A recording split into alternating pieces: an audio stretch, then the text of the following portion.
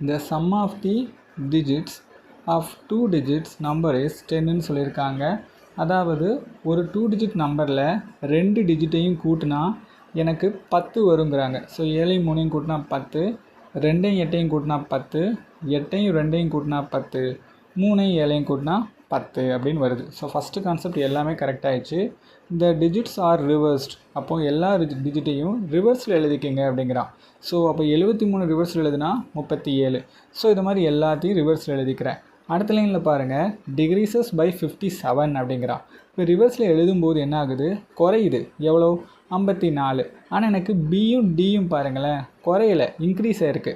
28லேருந்து 82 ஆயிடுச்சு. இங்கே 37லேருந்து 73. ஸோ அதிகரிச்சிருக்கு. அப்போ இது ரெண்டையும் எலிமினேட் பண்ணிடலாமா? நமக்கு குறையணும், ஆனால் எவ்வளோ தான் குறையணும், 54. ஆப்ஷன் ஏல 39 தான் குறைஞ்சிருக்கு. அப்போ அது தேவையில்லை.